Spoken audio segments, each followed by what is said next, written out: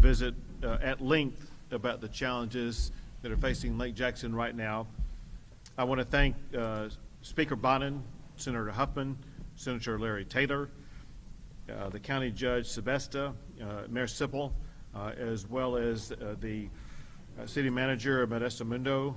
I also want to thank Toby Baker, who is in charge of the TCEQ, the Texas Commission on Environmental Quality, Dr. Hellerstedt, who is the Commissioner in charge of the State Health Services, as well as Chief Nim Kidd in charge of the Texas Division of Emergency Management.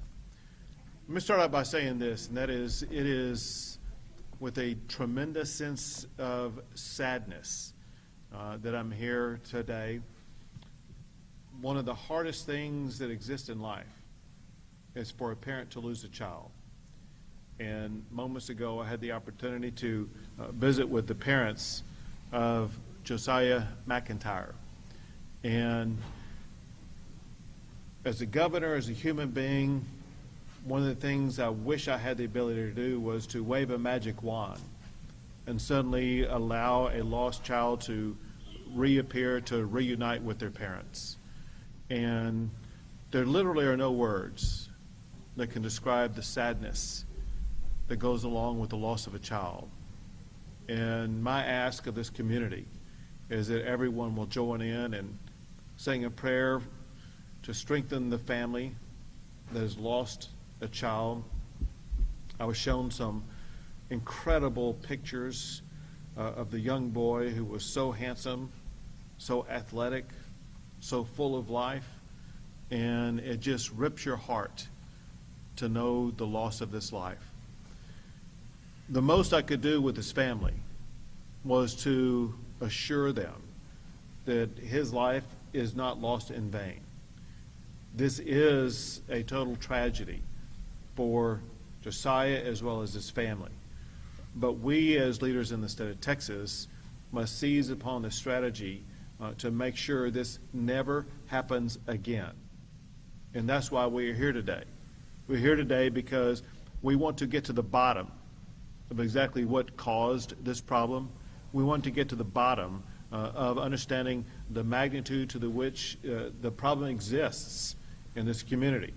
And we want to be clear that we as leaders will be taking steps every single day to make sure that we are using every tool possible to quickly fix whatever is wrong, to restore certainty in the community, to make sure that every resident in the Lake Jackson community understands that they are going to be safe from this amoeba that took the life of Josiah.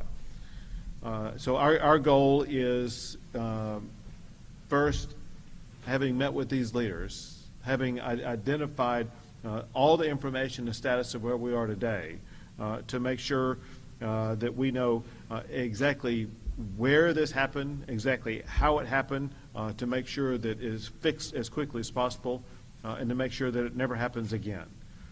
We also wanted to make clear to local leaders that the state of Texas is going to be using every state agency that has any connection whatsoever with regard to responding to this catastrophe, to make sure that they are available 24/7 to work with local leaders, to make the local leaders confident that they have access to every single tool they need to fully address all of the issues. And this includes not just state agencies, but also federal agencies.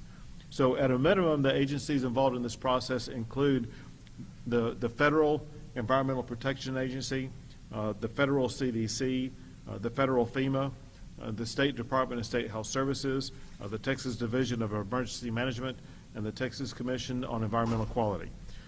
And they have been and they will continue to work with city and county officials as well as any governmental official in the entire region to make sure that they have the resources they need to fully address this challenge, as well as the access they need to make sure that this challenge is going to be addressed as expeditiously as is possible.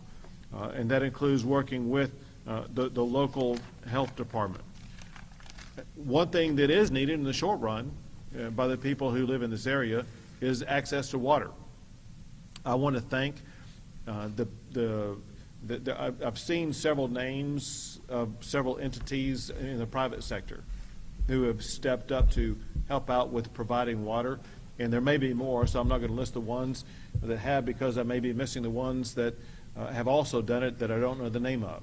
However, there are many private businesses that are stepping up to help this local community, and I want to thank them for stepping up to provide this water. This is at a time when COVID exists, when lives are already disrupted. The last thing these people in Lake Jackson need is to have this additional burden of not being able to have access to the water that they desperately need. And so for the private sector to step up and to provide that water, it was urgently needed, and extremely, we are extremely grateful for them stepping up and doing so. And so at this time, I'm going to pass it over to the state representative, who also happens to be Speaker of the House, who is the representative for this particular region. Thank you, Governor. Appreciate that introduction, because the Governor and I have been together frequently, but today it's more personal than before. This is my community, and it means a lot to me to have the Governor here leading for our community. The first I learned of the significant challenge that we were dealing with was a call Friday night late from the Governor's office, directed by the Governor. Thank you for doing that. That is what I believe set off the deep dive to truly getting answers to what is going on here and what can we do to protect our citizens and deliver to them safe water. The Governor meeting with Josiah's mother and father and grandparents says a lot about who he is. I was touched to be a part of that visit. You can't bring Josiah back, but you can let his family know you love him and you support him, and his loss and their loss will not be in vain. And the Governor made it clear that that's why he's here today. You cannot replace a child.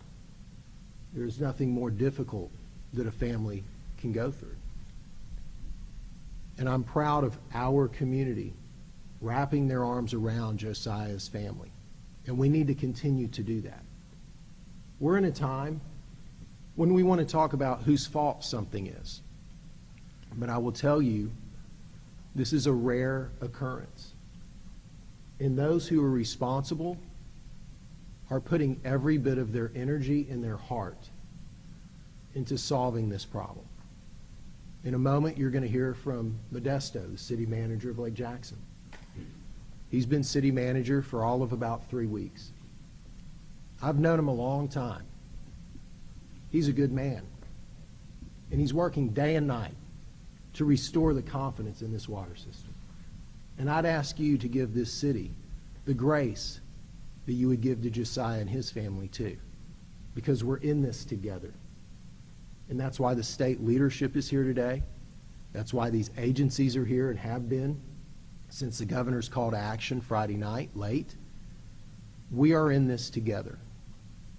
And we need to right now get to the bottom of this, solve this, and support each other. And Governor, I thank you for being the leader to setting this off. And thank you for being in our community today. Thank you, Speaker. And now the state senator for this community, Senator Joan Huffman. Thank you. Thank you very much, Governor Abbott. And of course, I want to start by offering my most heartfelt condolences to Josiah's family.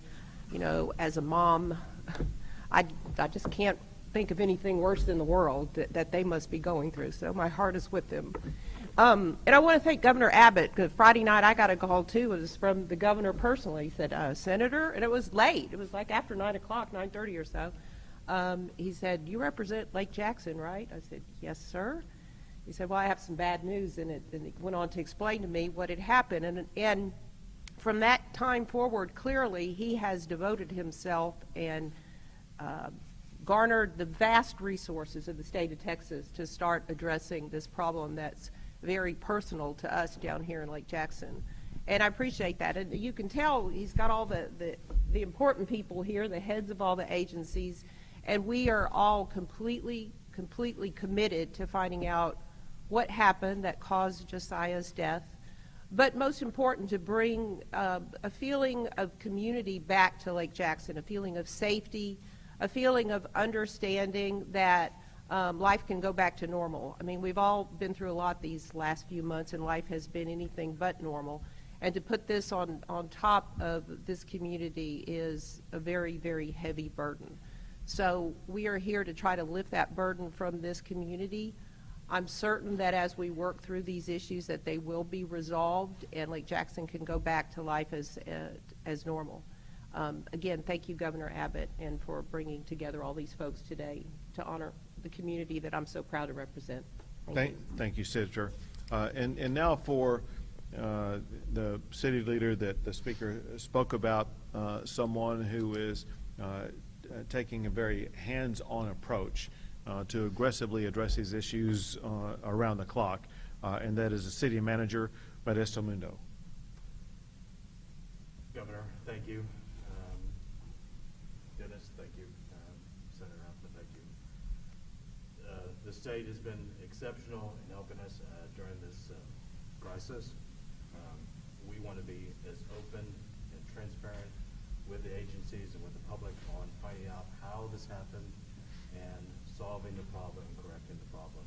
I made that commitment 2 weeks ago with Josiah's grandmother, Natalie, that we will be open and transparent and find out what the problem is and solve this problem. And we're committed to that, and I know the state is committed to that and is bringing their full resources to help us and assist us in correcting this problem and finding out how this happened. And my heart goes out to the family as much as anybody. The grandmother is related to our family as well, and again, we've made that commitment to be transparent and to find out what the solutions are. Governor, thank you so much for all the help. Thank you so much. And so one of the state leaders who is really on the front line of addressing this is the commissioner in charge of the Texas Commission on Environmental Quality, and that is Toby Baker. Toby. Thank you, Governor. I also want to start by just saying the collective heart of TCEQ goes out to the family of Josiah. Also with my own boys, 10 and 8. It's hard to imagine what they're facing right now. And so I'm making the commitment that we will be with the city however they need us, whenever they need us, until we get this sorted out. We've been embedded with the city since Saturday. Our employees have been working 24 hours a day to try to remedy the problem that's going on in the drinking water system. Out of an abundance of caution on Friday night, we, in conjunction with the governor's office, issued a do not use order for the users of Brazosport Water Authority's water. I want to be very clear that BWA's water is safe. The residuals in their distribution system are high, and we have no reason for any sort of to think there's any problems with their distribution system or the water there. On Saturday, we did 54 samples of Lake Jackson's water, and we found 11 sites with residuals that were below disinfectant levels. That made us comfortable on focusing on the Lake Jackson city as the area of concern, and we now have a plan in place to move forward that came through lots of discussions with CDC, with our state partners in Louisiana. It's important to note that this amoeba is very, very rare. I don't believe we've ever had, to my knowledge, the amoeba show up in a public drinking water system in the state of Texas. The path forward for the citizens of Lake Jackson is not going to be one that's short. We have to get through the boil water notice first, which could take 2 to 3 weeks. After that, we have to get chlorine levels to a state that can burn the entire system, scour the system, and kill the amoebas. That could take up to an additional 60 days. The CDC is going to be part of that process with us, and they've committed to come in and do testing on the backside to make sure that we've taken care of the problem. We also, at the same time, will be helping with cross-connection surveys to see if there are any places where unfiltered water is entering the water system that the city doesn't know about, and we will be assisting with that process as it moves forward. We will continue to work with the city, with local leaders, and we will do everything possible to get the citizens of Lake Jackson back in a state where they can trust the water that they're drinking, they can trust their system, and you have our full commitment to help do that. And thank you, Governor, for your leadership. Thank you. Well, this obviously is a public health issue, and as a result, we have the involvement of the Department of State Health Services and the Commissioner with us here today, Commissioner Dr. Hellerstedt. Thank you, Governor. I'm John Hellerstedt. I'm the Commissioner for the Texas Department of State Health Services. And the most important point I want to make for folks today is a follow-on from what Toby Baker, the Executive Director for the Texas Commission on Environmental Quality, made. That is, from a medical standpoint, the science is very clear. When the system is able to achieve the appropriate high regulatory amounts of disinfectant in the system, it kills all the germs that cause human disease, and the drinking water is safe.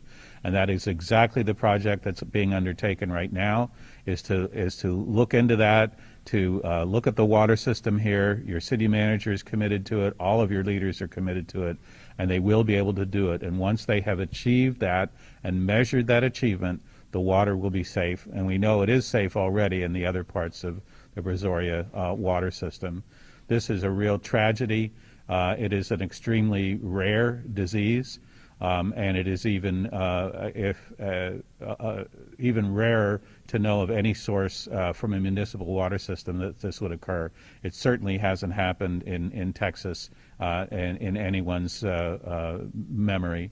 So this is a tragedy. It's a rare tragedy, but now we have the opportunity to look in depth at the water systems here and elsewhere and make sure that they're achieving the appropriate levels of disinfectant so that the water system is safe, and it will be safe against every germ that causes human disease. Thank you. Thank you. And now the Chief of the Texas Division of Emergency Management, NIMKIT. Thank you, Governor. Our prayers are with the family of Josiah. Our actions are providing safe drinking water for the citizens of Lake Jackson. Our teams have seen 4,500 cars drive through our point of distribution, distributed over 6,500 cases of water. And to echo the Governor's points, the private sector partners and the volunteers that have donated and staffed, and the grocers that continue to put water on their shelves, make it available, we will continue to work with them as well as support any of the city's state resource needs. Very good. We'll take questions. Yes.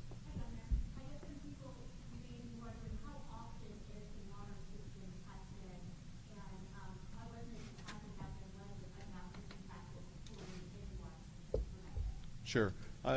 For the local water testing, I'm going to have the city manager answer that. For the broader perspective, I'll have the head of the TCEQ answer that question. I believe we test the water monthly, I believe, and then we provide all of those results to the TCEQ. That's correct. We receive quarterly reports from the city that shows their residual levels, the disinfectant levels. We also then receive monthly reports as well showing the bacteria levels. The city does 30 bacteria samples per month. They're required to do that. And the interesting thing here, and one of the things we're going to get to the bottom of, is the residual samples that we have in our records show that there would be nothing of concern up until this point in the city. So we will definitely be investigating that further. Can you recall the date of when that last testing was done? Let me just check. So the So the second quarter, from April to June of 2020, the disinfectant, that was turned in at the end of the second quarter. That was June. We should have had a monthly report since then as well. Yes.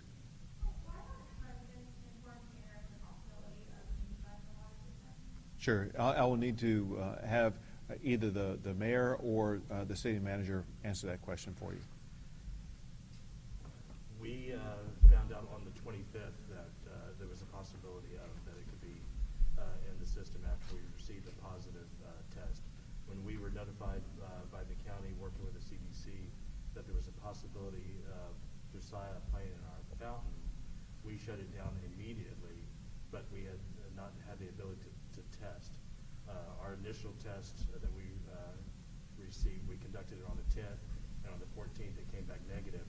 Then we were still working with the CDC and the state to do initial secondary testing that was much better testing than the initial one. That collection was made on the 22nd. We received a positive result on the 25th, but it was more than I believe the family had several locations at their house tested. We had our splash pads tested, and also we tested a part of the distribution system, and then we had 3 positive tests. So on the 25th, we were aware of that, and that was we had those results with the DSHS and the CDC at the same time, and that started the chain reaction of notifying everyone. Sure. This tragic incident, should Texas be testing every CD water supply that we have in the state? Because obviously this is going on there, and people probably are thinking, should I be drinking this water if this is happening in Lake Jackson? Sure. It was kind of my understanding from what Toby, the head of the Texas Commission on Environmental Quality, that they get reports about water tests on an ongoing basis. So Yes, that's right, Governor. The disinfectant level in the system is an indicator as to whether there's an issue. So when we're getting those reports, or the city is taking their report, doing their samples, if the levels are high enough, there shouldn't be any issues. So there aren't specific tests for the amoeba. What we test are the actual disinfectant levels that are in the system, and if those are high enough, it should be protective. So, and that does happen all across the state of Texas. Those sampling and those tests are happening across the state. so if There's no plan of testing anyone in particular just because of level being low in any of the state locations. They are testing on a regular basis as part of their, if you're operating a public water system, you have to do ongoing and regular testing of those disinfectant levels. So that is happening on a regular basis. So the commissioner in charge of the Department of State Health Services would also like to add some information about that. Yes, I think to allay people's fears, especially about the amoeba itself, it is a very rare disease, and we know the only way that you can get it is to have that contaminated water go up your sinuses and basically then lodge there at the top of the sinuses and work its way from there through a membrane, if you will, a bony membrane that goes into the brain, and that's where the infection starts. There is no other way to get it. You cannot get that infection from drinking the water or merely showering in it or that sort of thing. You have to get it deep up your sinuses. And that's part of the reason why it's such a rare occurrence for that to happen. Yes. The CDC said a similar amoeba was found in Louisiana in 2013 in a community that had suffered some population loss after Hurricane Katrina, and their water usage levels had dropped. I'm just curious if there's any indication that something similar happened here, where maybe water usage levels in the area had dropped to a point where the amoeba was able to kind of grow and live. Toby or Dr. H? I mean, I think the investigation is ongoing. I think we'd have to work with the city to explore that idea, but there's at this point it's too early to speculate, I think, as to what caused it. Yvonne? Yeah, just looking at other communities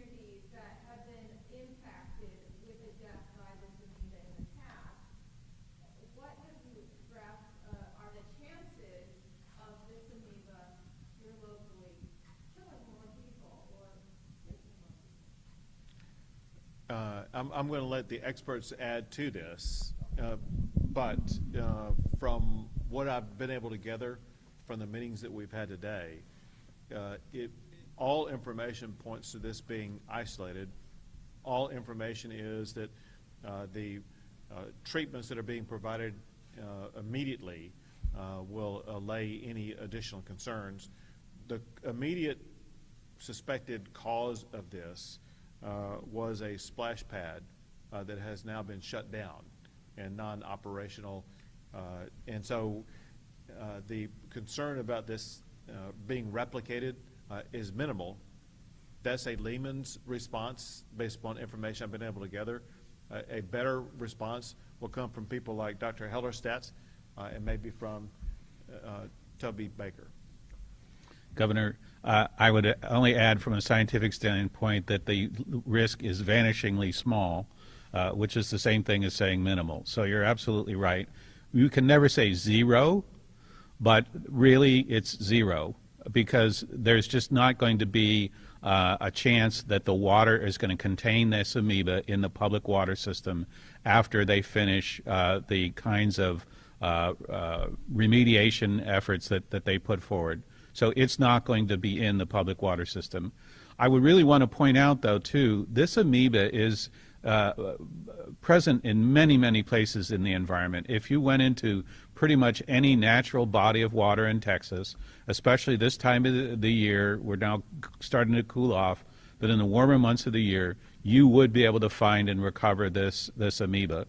And so the fact that even though it is in many, many places in Texas, in bodies of water that people swim in and have recreation in, but we see so few cases, that tells you that the mechanism of getting infected that I described is extremely unusual and extremely rare and difficult. This is a terrible tragedy that made something that was rare, and even vanishingly rare, actually happened.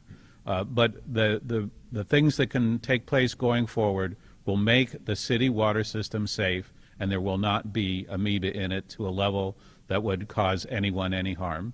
And I did have a follow-up question on when you get infected by it, do you have an ability to stop the infection before you die? And what's the time span from being infected to death? My understanding of it, I'm not an infectious disease expert in this particular infection. This has a very high case fatality rate. So once people get infected, it is generally fatal. Sure. Brett? Yes, I have a question from a local perspective, and I'd like the gentleman from TCEQ to take it. You mentioned that there were several, more than I have heard previously, tests done that surround BWA distribution to cities.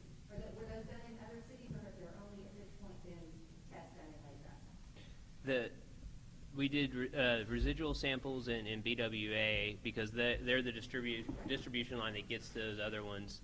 CDC only did their testing in Lake Jackson, and so then we went to Lake Jackson and we did a very wide sampling. We put a very wide sampling protocol in place and found multiple places in the Lake Jackson system where the disinfectant was below state minimum levels. And so that pretty clearly to us showed us that that's where the issue is, and that's where CDC was focused as well. So that and that's where obviously Josiah was, we think, got the contracted the amoeba, and so we're confident that Lake Jackson is where the problem is. Last question. Yes, this is also for TCEQ. I was wondering, you mentioned kind of examining the cross connection to see if it's getting into the system from some other place. How long does that take, and is that really enough time? I'm kind of curious from the timeline you mentioned, the 2 to 3 weeks boil notice, but is that really enough time to really do a thorough examination and flush it out? So there's going to be 2 prongs that are going to have to happen. One is focused on the disinfectant side, and so that is 2 to 3 weeks to get through the boil water notice. That takes care of the bacteria concerns that we have associated with the low residuals in the distribution system. At that point, the city is going to be asked to up their chlorine at 1 milligram per liter. It's going to be very high chlorine levels in the system. Once they get to that level, they're going to have to keep the entire system at that level for 60 days. This is what they did in Louisiana, and this is the CDC protocol that we're talking back and forth with them about. At the same time, they're going to have to do the cross-connection surveys that I mentioned and try to, at that point, you bring in people who are experts at this, who have specialty licenses, and they look and they see anywhere in the city where unfiltered water might be getting into the system. I can't speak to the time frame of that. My hope is that it lines up pretty closely with the time frame associated with the disinfectant side, but we'll know that answer soon. Thanks, guys. Gentlemen, appreciate it.